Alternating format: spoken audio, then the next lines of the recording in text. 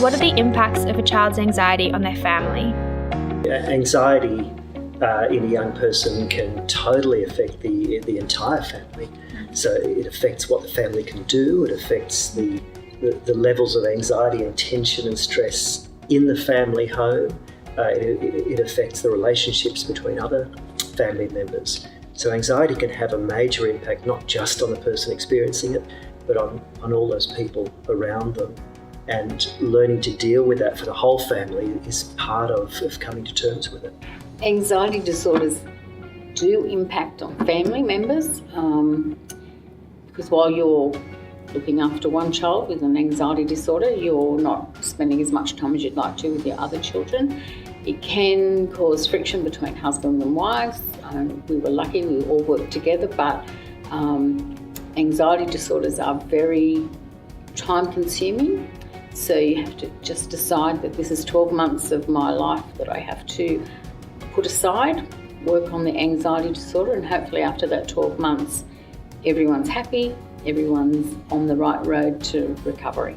Anxiety really affected my relationship with my family because I didn't know how to talk to them about it, and it was something that was constantly on my mind most of the day. I ended up avoiding talking to them about most things at all. So my parents and my family probably thought I was a teenager going through hormones and that this was normal behaviour for a teenager. At about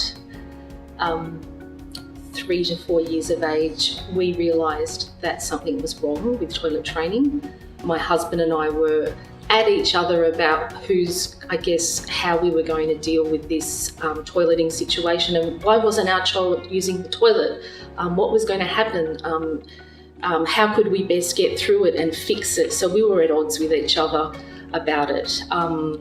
So it created huge angst and still does to a certain extent.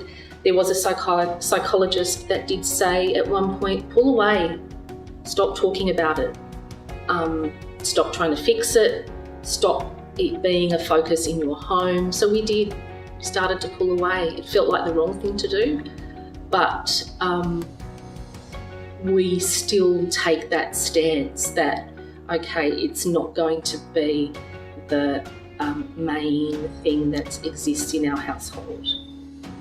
What are some of the ways families try to help that can be unhelpful? I think often family members or carers don't know how to, appropriately help someone with anxiety. I think a lot of the time they want to be the problem solver. So if the person with anxiety, so from my own experience, for one example, I kept checking the water meter because I was afraid I had walked past and knocked it. So I was making sure that I hadn't done anything to it. And my brother-in-law, trying to be the problem solver, just wanted to check it for me and reassure me. But in the long term, that's not going to, allow me to learn that it's not something I need to fear. It's not going to be the end of the world. I didn't get to learn that if he steps in. So I guess in the short term that can help me sleep that night, but in the long term it can actually stop me from recovering and managing my own symptoms, a little bit quicker. And the main thing that families can do is just to be there and just to be caring, supportive. You don't need to be the problem solver, but it's just nice to know you're there. That's a really good point. Professionally, we talk about what are referred to as safety behaviours, which is that people who are anxious will often have little sort of personal ways, rituals or personal ways in which they can protect their fear. And families can also buy into that. So providing reassurance, even though for a parent that's what they want to do. If their child's anxious, all the parent wants to do is reassure them and look after them and help them. But that in a way is a type of safety, and what it's doing is protecting the child's fear.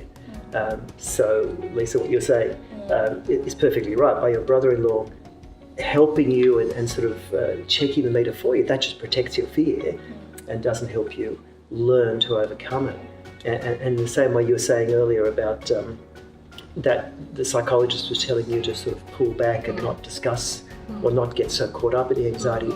In the same way, it's hard for families to do, but for families sometimes just paying less attention to their whole anxiety, just getting on with your life and making it a little bit more matter of fact helps to take that pressure off and helps to reduce that the protection of the fear and makes the child start to realise, I can do this myself. It's not such a big deal.